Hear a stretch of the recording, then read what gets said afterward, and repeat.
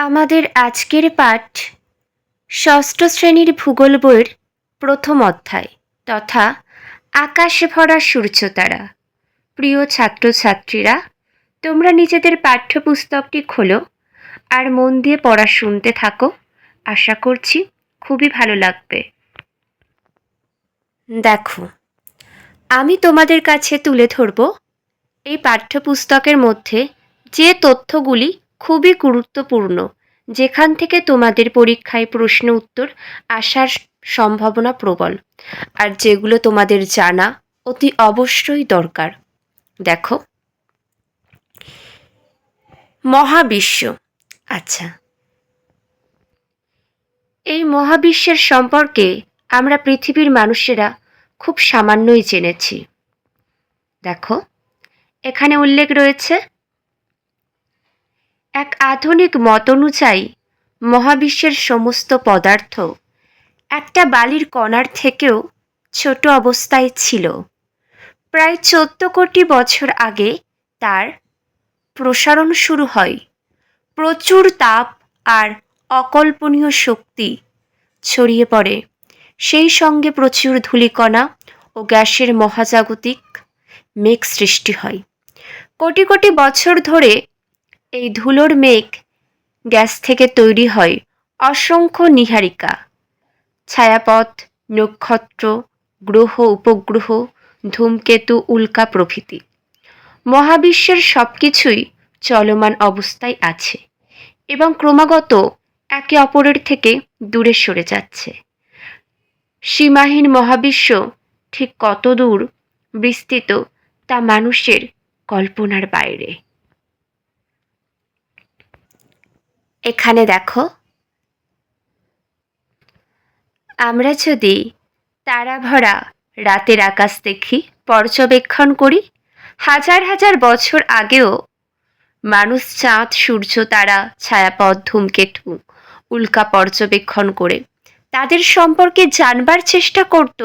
তাদের মধ্যেও ছিল অনেক উদ্বেগ, জানার প্রবল চেষ্টা। বিজ্ঞানের সবচেয়ে পুরানো এই চর্চা হলো জ্যোতির্বিজ্ঞান। চাঁদ, সূর্য, তারার চলাফেরা দেখে দিক ঠিক করা হতো, কিংবা দিন, মাস, বছর, সময় গণনা সবই হতো আকাশ দেখে। কম্পাস, ঘড়ি, ক্যালেন্ডারের কাজ করত আকাশ। এই আকাশ দেখেই প্রাচীন যুগের মানুষেরা সমস্ত কিছুই কিন্তু তারা ঠিক করত। কটা বাজে, কি মাস, সমস্ত কিছুই তারা গণনা করতে পারত। এবার দেখে নাও এখানে কি আছে। নীহারিকা। নীহারিকা কাকে বলে? এটা কিন্তু পরীক্ষাতে দেওয়া হয়। মহাবিশ্ব সৃষ্টির সময় যে অসংখ্য ধূলিকণা ও গ্যাসের মহাজাগতিক মেঘ তৈরি হয় তাই হলো নীহারিকা বা নেবুলা। পরবর্তী দেখে নেব। পরের পৃষ্ঠা খোলো। দেখো তোমরা, ছায়াপথ কাকে বলে? লক্ষ লক্ষ নক্ষত্র নিয়ে এক একটা ছায়াপথ তৈরি হয়। সূর্য, পৃথিবী ও অন্যান্য গ্রহ এরকমই আকাশগঙ্গা, মিল্কি ওয়ে নামে পরিচিত একটা ছায়াপথে রয়েছে। দেখো, ছায়াপথগুলো প্যাঁচানো, ডিম্বাকার ইত্যাদি নানা রকম আকৃতির হয়। প্রায় 10,000 কোটি নক্ষত্র, গ্যাস, ধূলিকণা নিয়ে আকাশগঙ্গা একটা বিরাট প্যাঁচানো ছায়াপথ। খালি চোখে রাতের আকাশে যত তারা দেখা যায় সবই আকাশগঙ্গা ছায়াপথের তারা। দেখো, নক্ষত্র। নক্ষত্রের একটি বৈশিষ্ট্য তোমরা জেনে রাখবে। এই তারা বা নক্ষত্র, স্টার, একটা জ্বলন্ত গ্যাসীয় পিণ্ড যাদের নিজস্ব আলো ও উত্তাপ আছে। দেখো, তারার রং, আচ্ছা মনে রাখবে, তারার রং হয় সাদা, নীল, হলুদ। দেখো, আকাশে অসংখ্য তারা থাকে যা আমরা কখনো গুণে শেষ করতে পারবো না, তাই না? মাঝারি হলুদ তারার উষ্ণতা আরেকটু বেশি। আচ্ছা, লাল তারাও হয়। লাল তারা উষ্ণতা সব থেকে কম ছোট, আর কোন তারা কতটা উত্তপ্ত তার রং দেখে বোঝা যায়। ছোট লাল তারার উষ্ণতা সব থেকে কম, আকাশে এরকম তারার সংখ্যা বেশি। মাঝারি হলুদ তারার উষ্ণতা আর একটু বেশি। নীল তারার উষ্ণতা প্রচণ্ড বেশি, আর প্রকাণ্ড সাদা তারার উষ্ণতা এবং উজ্জ্বলতা দুটোই সব থেকে বেশি। খালি চোখে আমরা এই তারাগুলোকেই দেখতে পাই। দেখো, এখানে অনেক গুরুত্বপূর্ণ প্রশ্ন আছে। আলোকবর্ষ, ভালো করে দেখো, মন দিয়ে শুনতে থাকো। তারারা আছে আলোকবর্ষ দূরে। তারারা কোটি কোটি কিলোমিটার দূরে রয়েছে। সূর্যের পরেই আমাদের সব থেকে কাছের তারা প্রক্সিমা সেন্টাউরি রয়েছে, প্রায় ৪১ লক্ষ কোটি দূরে। সে তুলনায় সূর্য অনেক কাছে আছে, মাত্র ১৫ কোটি। তাই সূর্যকে বড় আগুনের থালার মতো দেখায়। সূর্য থেকে পৃথিবীর আলো আসতে, সূর্য থেকে আমাদের এই পৃথিবীতে আমরা যে দিনের বেলা আলো দেখতে পাই, এই আলো আসতে সময় লাগে ৮ মিনিট ২০ সেকেন্ড, অনেক জায়গায় আবার ১৯ সেকেন্ডও আছে। সবই ঠিক মনে রাখবে। সূর্য থেকে পৃথিবীতে আলো পৌঁছাতে সময় লাগে ৮ মিনিট ১৯ সেকেন্ড। পরবর্তী বায়ুশূন্য অবস্থায় আলোর গতিবেগ ১ সেকেন্ড প্রায় কত? ৩ লক্ষ কিমি। এই গতিবেগে ১ বছরে আলো যতটা দূরত্ব পার হয় তা হলো ১ আলোকবর্ষ, লাইট ইয়ার। জ্যোতির্বিজ্ঞানীরা মহাবিশ্বের বিভিন্ন নক্ষত্র ছায়াপথের দূরত্বই আলোকবর্ষ এককে পরিমাপ করেন। এই এককে প্রক্সিমা সেন্টাউরির দূরত্ব পৃথিবী থেকে 4.2 আলোকবর্ষ। দেখে নাও। নক্ষত্রমণ্ডল, এগুলো সম্পর্কেও জানতে হবে।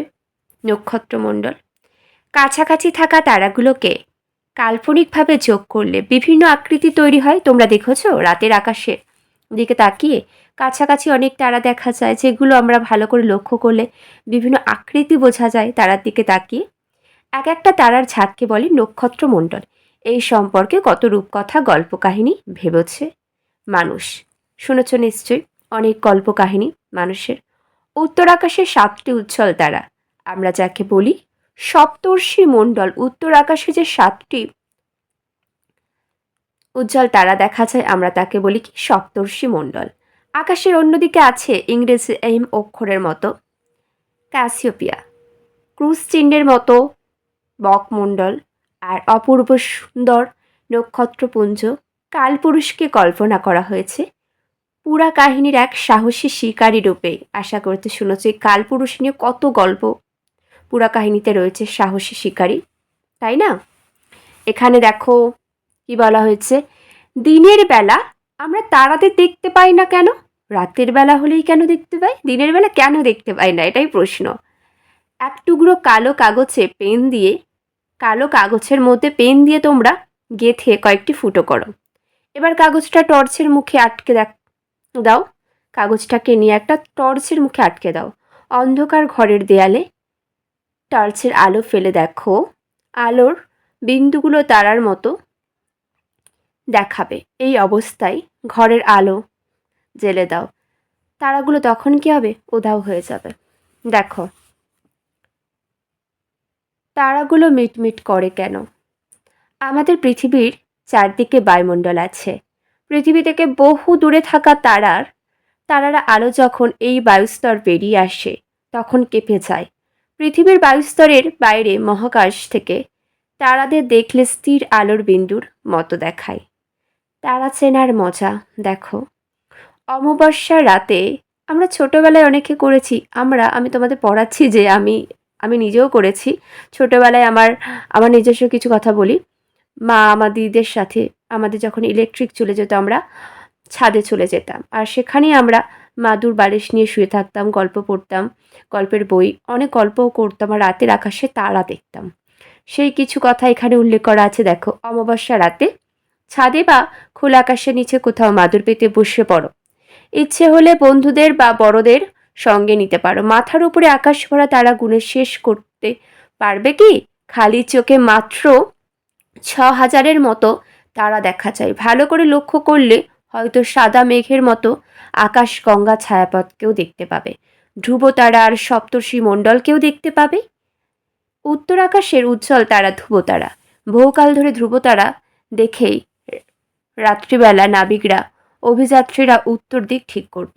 শীতকাল হলে পরিষ্কার রাতের আকাশে খুব সহজে চোখে পড়বে কালপুরুষ, কৃত্তিকা অথবা অন্যান্য নক্ষত্রমণ্ডল। সত্যিই তাই, এগুলো তোমরা ভালো করে লক্ষ্য করবে। ঠিক আছে, দেখো টেলিস্কোপ কি, এই প্রশ্নটা খুবই গুরুত্বপূর্ণ, পরীক্ষাতে আসে আর জানা খুবই দরকার। এই টেলিস্কোপ যন্ত্রটি কি? আকাশ দেখার জন্য কাঁচ লাগানো বিশাল চোঙ, দূরবীন বা টেলিস্কোপ দরকার হয়। আকাশ দেখার জন্য যেটি দরকার হয় বিশাল কাঁচ লাগানো চোঙ, এটি হলো টেলিস্কোপ। প্রতিটা টেলিস্কোপের জন্য তৈরি করতে হয় বিরাট গোলাকার গম্বুজ, যাকে মানমন্দির বলা হয়। শক্তিশালী টেলিস্কোপের মাধ্যমে 200 কোটি আলোকবর্ষ দূরের তারা দেখা যায়। পাওয়ারফুল যে সমস্ত টেলিস্কোপ রয়েছে সেগুলোর সাহায্যে প্রায় 200 কোটি আলোকবর্ষ দূরের তারা দেখা যায়। ভাবতে পারছো তোমরা? দেখো, ক্ষুদে জ্যোতির্বিজ্ঞানীদের মজার খেলা, এগুলো তোমরা বাড়িতে ট্রাই করতে পারো, লক্ষ্য করো। প্রিয় ছাত্রছাত্রীরা, আশা করছি তোমরা মন দিয়ে পড়া শুনেছ। আর কারোর কোনো কিছু জানার থাকলে অবশ্যই কমেন্ট করে জানাবে। আর অবশ্য তোমরা প্রত্যেক দিন মন দিয়ে পড়াশোনা করতে থাকবে। আর যেগুলো খুবই গুরুত্বপূর্ণ ছিল আলোচনা করে দিয়েছি। পাঠ্যপুস্তক ভালো করে পড়লেই কিন্তু ভালো নাম্বার পাওয়া যায়। আবার বলছি, কারোর কোনো কিছু মন্তব্য থাকলে অবশ্যই তোমরা কমেন্ট করে জানাবে। আর এমন গুরুত্বপূর্ণ তথ্য পাওয়ার জন্য তোমাদের সাথে থাকতে হবে। আজকের মতন এখানেই শেষ করলাম। চলো।